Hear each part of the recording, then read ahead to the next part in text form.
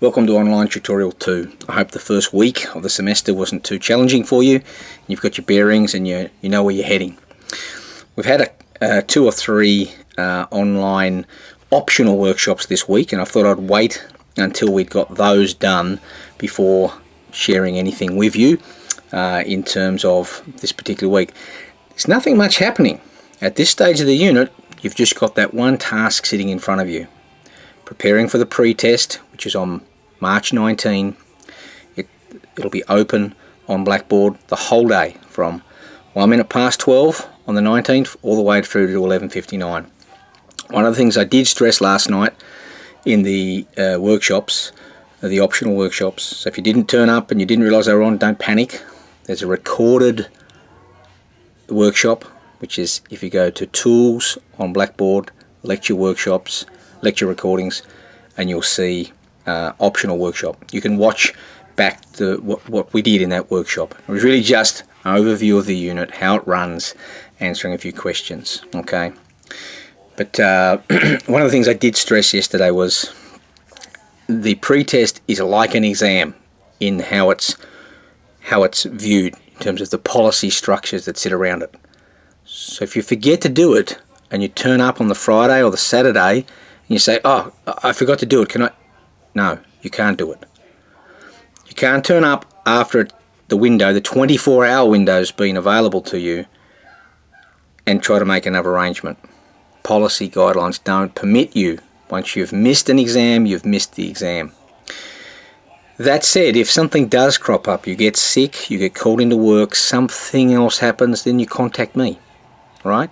And you say, hey, this is happening, I'm not going to be able to make it, can we? And we can work through it, all right? Don't leave me a message assuming that I'm going to talk to you about it in 3 days' time. We need to sort through it, okay? But all you need to do to prepare is simply go along to Learning Resources on the Blackboard, go to Environmental Interaction Framework. You'll see the 20 concepts that are sitting there. You'll see the video that relates to them, and you'll see the book chapter that relates to them. Now, there are some additional readings that sit in QT readings in that same area. You don't really need to tap into those readings. You might want to if you're wanting to know a little bit more at this stage about the value shop, value chain, value networks, and you'd just like to be more confident. You could read the Stabell and Felstead paper that's there. Other than that, what's in the chapter and what's in the video will be more than enough to help you understand what each one of those concepts is. You're only going to be given a very short sentence, 4 or 5, 6 words for each one of those in the exam. You'll be given a choice of 3, right? So it's just social capital is, and then you'll have a choice of 3 short little explanations. So we're not looking for you to have a huge understanding, we just need you to know what they are and how do those things differ, because a lot of them are related to each other, right? Social capital, human capital, financial capital. Well, to know what they are, you need to know how they differ. Value shop, value chain, value networks. To know what they are, you need to know how they differ as well, okay? As I stressed, it's quite an easy test, so the marks are really there for the taking. I'm really more testing your preparedness to be able to come along to that first workshop on the Saturday or the following Monday morning if you've made that arrangement with me. You do need to make that arrangement with me if you've got work or sport, something that's going to prevent you from getting to that workshop. So that when you come along to that workshop, the first workshop, you're able to get stuck in and do stuff straight away, okay? And it'll make your group work so much easier. Now, one thing I did stress yesterday in the workshops was the group work is very different to normal group work. Think of it more as a group conversation, okay? That's what you're heading to, a group conversation. You're not going to be relying on anyone to write work for you, and you're not going to be waiting for anyone to do anything for you. If they don't turn up, they're not part of the conversation. Move on. You don't have to be mucked around in this group context.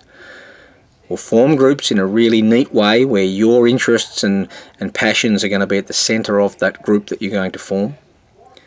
And then it's just a matter of coming together for an hour or two to have a conversation with those people about the focus of your interim learning report, and then again for your final learning report. your ideas get challenged, your thinking challenges other people's thinking. That's the whole purpose of the group work, okay? Once you've had that conversation, you go off and write your own report, okay?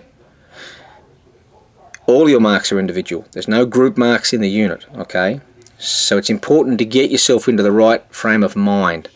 If you previously, oh, I don't like group work, you know, I'm not in control, my marks could be dragged down by this group.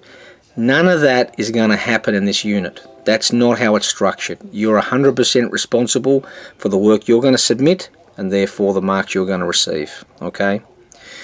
And if you do strike problems along the way, you can sack people from your group if they're making it unmanageable.